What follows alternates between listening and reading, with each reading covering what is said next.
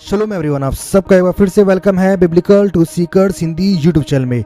क्या कामेट या धूमकेतु न्यू आइज का आसमान पर लंबे समय तक दिखाई देना, वो भी इस समय जब संसार महामारी बदहाल अर्थव्यवस्था से गुजर रहा है, कोई संयोग है या फिर परमेश्वर की कोई निशानी है? इस साल आप जानते हैं कि 2020 में बड़े सूर्य ग्रहण हुए, चंद्र ग्रहण भी हुआ और विश्व को एक बदहाली से अभी तक गुजरना पड़ रहा है। अभी भी मुसीबत टली नहीं है, बल्कि मुसीबत जो है वो दिन प्रतिदिन बढ़ती चली जा रही है। और ऐसे वक्त में परमेश्वर ने एक निशानी और आसमान पर दी है, और वो है न्यू आइज कामेट या फिर धूमकेतु।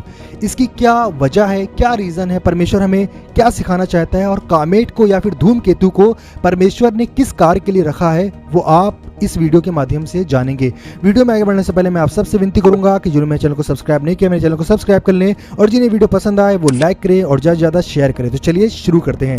जब हम प्रियो पढ़ते हैं अय्यूब नबी की पुस्तक 38 अध्याय और उसकी 22 आयत को, तो वहां पर लिखा है, फिर क्या तू कभी हिम के भंडार में बैठा व कभी ओलों के भंडार को तूने देखा है, जिसको मैंने संकट के समय और युद्ध और लड़ाई के दिन के लिए रख छोड़ा है। यहाँ पर परमेश्वर बात कर रहा है अय्यूब नबी से कामेट या फिर धूमकेतु के विषय में, क्योंकि धूमकेतु जो होता है वो बर्फ का एक गोला होता है, लेकिन उसमें जो गैसें होती हैं जब वो सूर्य के कक्ष में संपर्क में आती हैं तो उसमें से आग जो है वो जलने लगती है। और इसी प्रकार से हम देख सकते हैं निर्गमन में, जब हम निर्गमन की पुस्तक 9 अध्याय उसकी 23 आयत को पढ़ते हैं तो वहां पर लिखा है, तब मूसा ने अपनी लाठी को आकाश की ओर उठाया और यहोवा मेघ गरजाने और ओले बरसाने लगा और आग पृथ्वी तक आती रही। इस प्रकार यहोवा ने मिस्र देश पर ओले बरसाए। जो ओले गिरते थे उनके साथ आग भी मिली हुई थी, और वे ओले इतने भारी थे कि जब से मिस्र देश बसा था तब से मिस्र देश भर में ऐसे ओले कभी ना गिरे थे।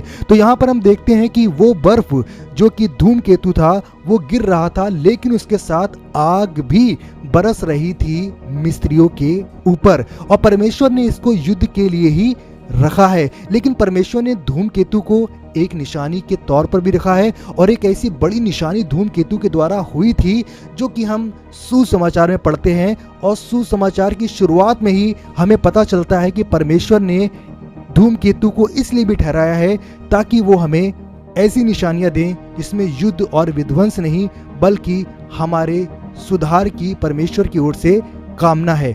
जब हम पढ़ते हैं मत्ती रचित सुसमाचार उसका 2 अध्याय और उसकी पहली आयत, तो वहां लिखा है, हेरोदेस राजा के दिनों में जब यहूदिया के बैतलहम में यीशुआ का जन्म हुआ, तो देखो पूर्व से कई ज्योतिषी यरूशलेम में आकर पूछने लगे कि यहूदियों का राजा जिसका जन्म हुआ है कहाँ है, क्योंकि हमने पूर्व में उसका तारा देखा है और उसको प्रणाम करने आए हैं। यह सुनकर हेरोदेस राजा और उसके साथ सारा यरूशलेम घबरा गया।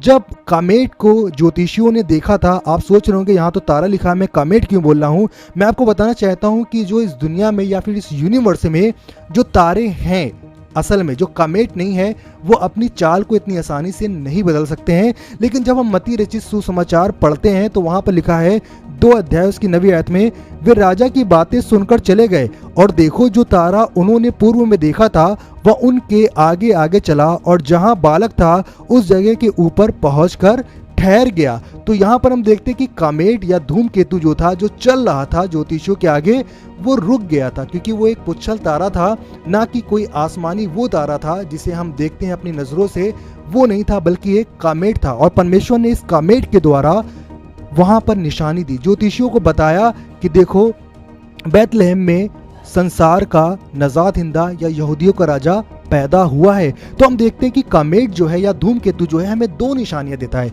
एक निशानी है विध्वंस या फिर तबाही या बर्बादी, लेकिन एक निशानी है जहां पर परमेश्वर हमारे उद्धार की योजना को प्रकट करता है। मैं आपको प्रियो बताना चाहता हूं कि ये न्यू आइज जो धूमकेतु है वो हमारी पृथ्वी पर अटैक करने के लिए नहीं आ रहा है, बल्कि ये रुका हुआ है, लेकिन ये पूरी दुनिया में दिखाई पड़ेगा, हमारी पृथ्वी पर दिखाई पड़ेगा, क्योंकि इसका मकसद ये है कि हम एक दफा फिर से अपना सुधार कर सके। मसीह ने कहा था कि अंत के दिनों में तमाम निशानियां आसमान पर प्रकट होंगी, और प्रकट हो भी रही हैं। हमें चाहिए कि हम अपना हृदय फिराएं। और मैं आपको एक बात और भी बताना चाहता हूं कि मसीह के वक्त में जो कामेट दिखाई पड़ा था, ये मैं कोई दकियानूसी बात नहीं बता रहा हूं, बल्कि कई रिसर्चरों ने इसके ऊपर रिसर्च भी करी है, और उन्होंने पाया है कि मसीह के वक्त में धूमकेतु या कामेटी आया था मार्गदर्शन के तौर पर ज्योतिषियों के लिए। तो उम्मीद इस वीडियो के माध्यम से आपको कुछ नया सीखने को मिला होगा। अपने हृदय को फिराएं, क्योंकि परमेश्वर अभी हमें बिल्कुल तबाह नहीं करना चाहता है, वो हमें एक मौका और देना चाहता है। जिस प्रकार से मसीह के वक्त में परमेश्वर ने मौका दिया था उनकी कौम को, लेकिन उन्होंने जब मन नहीं फिराया था उसके बाद में तबाही आई थी। इसी प्रकार से अगर हम मन ना फिराएंगे, क्योंकि मसीह ने सुसमाचार प्रचार किया था कि मन फिराओ क्योंकि स्वर्ग का राज निकट है, तो आप मन फिराएं क्योंकि स्वर्ग का राज निकट है। आप सबको अब्राहम इसहाक इसराइल के लिए आशीष दे। आप सबको